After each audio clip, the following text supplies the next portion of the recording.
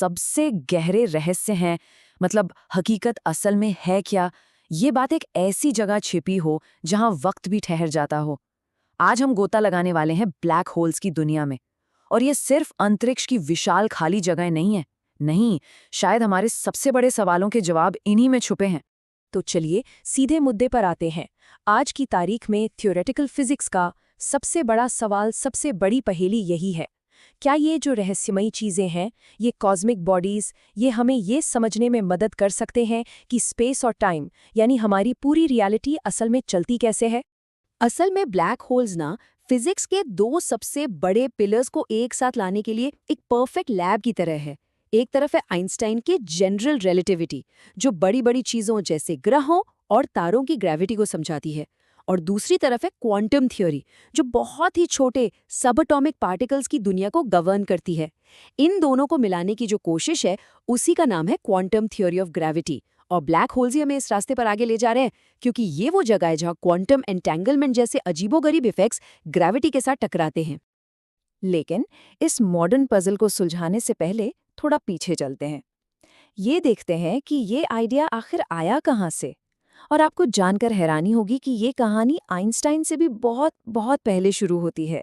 Black hole का जो concept है वो असल में 1780s का है। जॉन मिशेल और फिर लाप्लास जैसे थिंकर्स ने एक ऐसे तारे की कल्पना की जिसकी ग्रेविटी इतनी ज़्यादा, इतनी पावरफुल हो कि उससे लाइट भी बाहर ना निकल सके। उस जमाने में जाहिर है इन बातों को किसी ने सीरियसली नहीं लिया। ये तो बस एक थॉट एक्सपेरिमेंट था। जब तक 1915 में आइंस्टाइन की थ्योरी ने आकर इसे एक सॉलिड थ्योरेटिकल फाउंडेशन नहीं दे दिया। ये पूरा आइडिया टिका है एक कॉन्सेप्ट पर, जिसे कहते हैं एस्केप वेलोसिटी या पलायन वेग। आसान भाषा में कहें तो ये वो मिनिमम स्पीड है जो किसी भी ग्रह या तारे की ग्रेविटी से पूरी तरह आज़ाद होने के लिए चाहिए होती है। अब जरा देखिए ये कैसे काम करता है। धरती से बाहर निकलने के लिए लगभग 8 मील प्रति सेकंड की रफ्तार चाहिए। सूरज जैसे विशाल तारे के लिए ये रफ्तार बढ़कर हो जाती है करीब 400 मील प्रति सेकंड।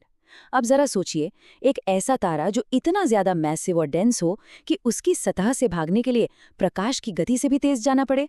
और क्योंकि आइंस्टीन की स्पेशल रिलेटिविटी हमें बताती है कि भाई कुछ भी प्रकाश से तेज नहीं जा सकता, इसका मतलब हुआ कि कुछ भी बाहर नहीं निकल सकता। और बस वही है एक ब्लैक होल। इसी बाउंड्री को, इसी सीमा को इवेंट होराइजन कहते हैं। ये एक तरह से a point of no return है। बाहरी ब्रह्मांड और ब्लैक होल के अंदर की दुनिया के बीच की एक अदृश्य रेखा। एक बार इसे पार कर लिया तो फिर वापसी का कोई रास्ता नहीं, कोई भी नहीं। और इसके बिल्कुल सेंटर में क्या है? एक चीज जिसे कहते हैं सिंगुलैरिटी। लेकिन ये कोई जगह नहीं है जैसा हम आम तौर पर सोचते हैं। जनरल रिलेटिविटी के हिसाब से ब्लैक होल के अंदर स्पेस और टाइम इतने ज्यादा मुड़ जाते हैं, इतने वॉर्प हो जाते हैं कि सिंगुलैरिटी असल में वक्त का एक पल बन जाती है। भविष्य में एक ऐसा पॉइंट जहां पहुंचना तय है, a moment where time ends. ये वो जगह है जहां जनरल रिलेटिविटी खुद फेल हो जाती है, जो हमें साफ साफ बताता है कि हमें एक ज्यादा गहरी थ्योरी चाहिए, यानी क्वांटम ग्रेविटी। तो ये जो क्लासिकल पिक्चर है, ये हमें एक ऐसी जगह पर लाकर छोड़ देती है जहां हमारे फिजिक्स के सारे नियम फेल हो जाते हैं। दशकों तक साइंटिस्ट सिंगुलैरिटी की इस गुत्थी में उलझे रहे, लेकिन फिर आए स्टीफन हॉकिंग और उन्होंने आकर पूरा खेल ही बदल दिया। उन्होंने बताया कि असली पहेली सेंटर में है ही नहीं, असली पहेली तो किनारे पर है, इवेंट होराइजन पर। हॉकिंग ने दिखाया कि जब आप इवेंट होराइजन के बिल्कुल पास क्वांटम थियरी को अप्लाई करते हैं तो एक बहुत ही अजीब चीज होती है। ये पहली बार था जब किसी ने इन दो थियरीज को एक साथ लाने की हिम्मत की थी, और जो नतीजा निकला वो माइंड ब्लोइंग था। ब्लैक होल्स पूरी तरह से काले नहीं होते, वो असल में ग्लो करते हैं, पार्टिकल्स को बाहर फेंकते हैं और उनका एक टेम्परेचर भी होता है। इसी फिनोमेनॉन को हॉकिंग रेडिएशन का नाम दिया गया। अच्छा, तो ये होता कैसे है? देखिए, असल प्रोसेस तो बहुत ज़्यादा कॉम्प्लिकेटेड है, लेकिन इसे समझने का एक आसान तरीका है। सोचिए कि इवेंट होराइजन के ठीक पास लगातार वर्चुअल पार्टिकल्स के जोड़े बनते और ख़त्म होते रहते हैं। अब कभी-कभी क्या होता है कि एक पार्टिकल ब्लैक होल के अंदर गिर जाता है और उसका साथी बाहर बच निकलता है। ये जो बाहर निकला हुआ पार्टिकल है, ये अपने साथ ब्लैक होल की थोड़ी सी एनर्जी ले जाता है, और इसी वजह से ब्लैक होल धीरे-धीरे सिकुड़ने लगता है। और इसका मतलब बहुत गहरा है। इसका मतलब है कि ब्लैक होल्स हमेशा के लिए जेल नहीं है, वो इटर्नल नहीं है। उनकी एक फाइनाइट लाइफ टाइम होती है।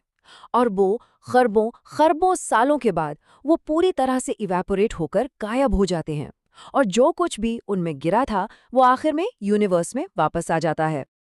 और बस यहीं से फिजिक्स का सबसे बड़ा पैराडॉक्स जन्म लेता है। हॉकिंग की ये जो डिस्कवरी थी, ये हमारी दो सबसे बेहतरीन थ्योरीज, जनरल रिलेटिविटी और क्वांटम मैकेनिक्स, को आमने सामने लाकर खड़ा कर देती है, एक दूसरे के खिलाफ। सवाल ये है कि अगर एक ब्लैक होल इवेपोरेट हो ही जाता है, तो उसके अंदर गिरी हर चीज की इंफॉर्मेशन का क्या होता है? एक तारा, एक ग्रह, कुछ भी। जब ब्लैक होल गायब हो जाता है, तो वो सारी जानकारी कहाँ जाती है? क्या वो हमेशा के लिए डिस्ट्रॉय हो जाती है? तो देखिए, यहाँ पर दो नियम हैं जो एक दूसरे को सीधे सीधे काट रहे हैं। जनरल रिलेटिविटी कहती है इन्फॉर्मेशन नष्ट हो जाती है, खत्म। लेकिन क्वांटम मैकेनिक्स का एक फंडामेंटल प्रिंसिपल है कि इन्फॉर्मेशन कभी भी नष्ट नहीं हो सकती।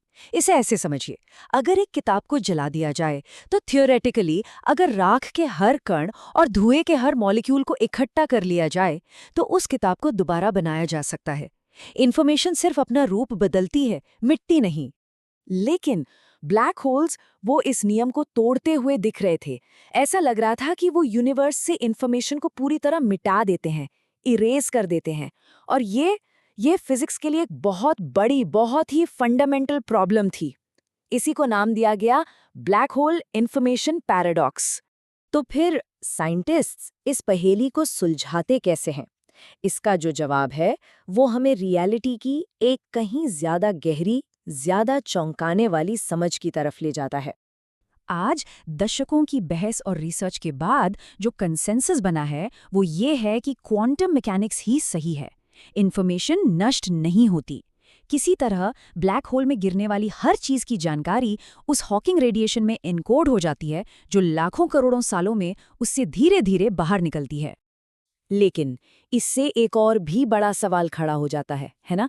अगर इवेंट होराइजन से कुछ भी बाहर नहीं आ सकता, तो फिर ये इन्फॉर्मेशन बाहर निकलती कैसे है? इसका जवाब हमें रियलिटी के बारे में अपनी पूरी समझ को बदलने पर मजबूर कर देता है। जवाब ये है कि स्पेस और टाइम शायद वो चीज़ है ही नहीं जो हम उन्हें समझते हैं। वो रियलिटी की सबसे बुनियादी परत, अ बेस लेयर, नहीं है। वो फंडामेंटल नहीं है। और ये बात हमें अपने आखिरी और शायद सबसे माइंड बेंडिंग आइडिया की तरफ ले जाती है, खुद रियलिटी के नेचर के बारे में। एक लीडिंग थ्योरी है जिसे कहते हैं इमर्जेंट स्पेस टाइम। ये कहती है कि स्पेस और टाइम ये खुद किसी और ज्यादा गहरी चीज से पैदा होते हैं, इमर्ज होते हैं। शायद क्वांटम पार्टिकल्स के बीच जो गहरे कनेक्शंस होते हैं, जिसे क्वांटम इंटैंगलमेंट कहते हैं, उससे। जरा कल्पना कीजिए कि स्पेस टाइम का पूरा ताना बाना इन्हीं एंटैंगल्ड पार्टिकल्स के नेटवर्क से बुना गया है। इस नजरिए से देखें तो हमारा पूरा यूनिवर्स एक ज्यादा गहरी, ज्यादा फंडामेंटल रियलिटी का बस एक होलोग्राम हो सकता है। और यही वो क्वांटम थ्योरी ऑफ ग्रेविटी है जिसकी तलाश हो रही है। और ये बात आइंस्टाइन के उस खूबसूरत विचार की याद दिलाती है कि अगर हम नेचर को बहुत ध्यान से देखें और लगातार सवाल पूछते रहें, तो शायद हमें कुछ बहुत गहरा, कुछ छिपावा देखने का मौका मिल जाए। रियलिटी का असली फैब्रिक। ब्लैक होल्स ने हमें उस गहरी छिपी हुई चीज की एक झलक तो दे दी है, और ये सोचने पर मजबूर करता है कि रियलिटी की और कौन-कौन सी इनक्रेडिबल झलकियां हैं जो बस खोजे जाने का इंतजार कर रही हैं।